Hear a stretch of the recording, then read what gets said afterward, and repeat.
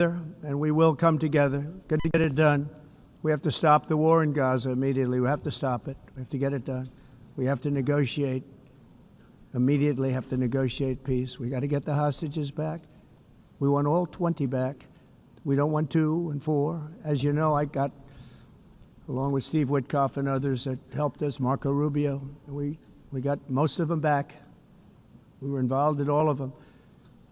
But I always said the last 20 are going to be the hardest, and that's exactly what happened. We have to get them back now. We don't want to get back 2, and then another 2, and then 1, and then 3. Have this process. No, we want them all back, and we want the actually 38 dead bodies back too. Those parents came to me, and they want them back, and they want them back very quickly and very badly, as though they were alive. They want them. They want them every bit as much as if their son or daughter were alive. I've also been working relentlessly, stopping the killing in Ukraine. I thought that would be, of the 7 wars that I stopped, I thought that would be the easiest because of my relationship with President Putin, which had always been a good one. I thought that was going to be the easiest one. But you know, in war, you never know what's going to happen. There are always lots of surprises, both good and bad. Everyone thought Russia would win this war in 3 days. But it didn't work out that way. It was supposed to be just a quick little skirmish. It's not making Russia look good. It's making them look bad. No matter what happens from here on out, this was something that should have taken a matter of days, certainly less than a week. And they've been fighting for 3.5 years and killing anywhere from 5,000 to 7,000 young soldiers, mostly soldiers, on both sides, every single week, from 5,000 to 7,000 dead young people, and some in cities, much smaller numbers, where rockets are shot, where drones are dropped. This war would never have started if I were president. This was a war that should have never happened. It shows you what leadership is, what bad leadership can do to a country. Look what happened to the United States, and look where we are right now in just a short period of time. The only question now is how many more lives will be needlessly lost on both sides. China and India are the primary funders of the ongoing war by continuing to purchase Russian oil. But inexcusably, even NATO countries have not cut off much Russian energy and Russian energy products, which, as you know, I found out about 2 weeks ago, and I wasn't happy.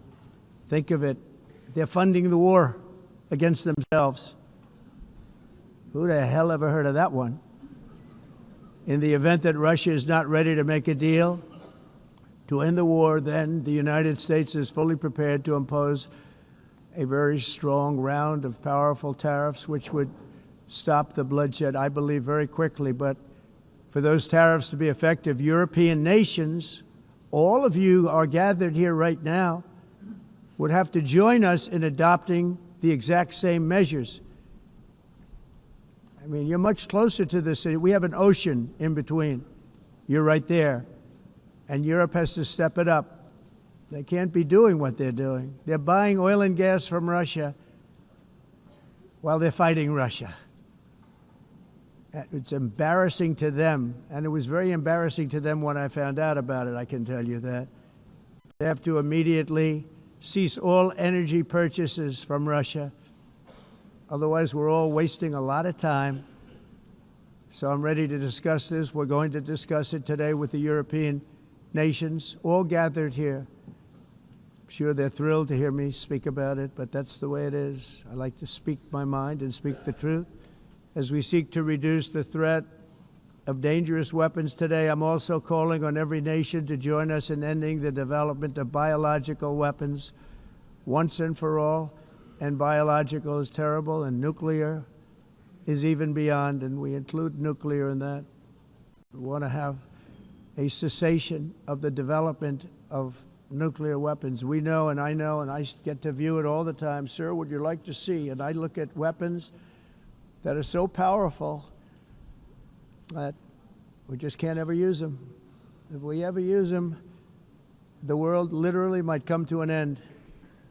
There would be no United Nations to be talking about. There would be no nothing. Just a few years ago, reckless experiments overseas gave us a devastating global pandemic. Yet despite that worldwide catastrophe, many countries are continuing extremely risky research into bioweapons and man-made pathogens. This is unbelievably dangerous.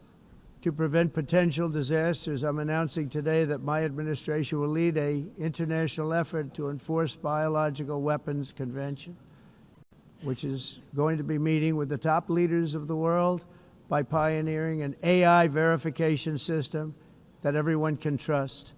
Hopefully the UN can play a constructive role, and it will also be one of the early projects under AI. Let's see how good it is, because a lot of people are saying it could be one of the great things ever, but it also can be dangerous, but it can be put to tremendous use and tremendous good, and this would be an example of that.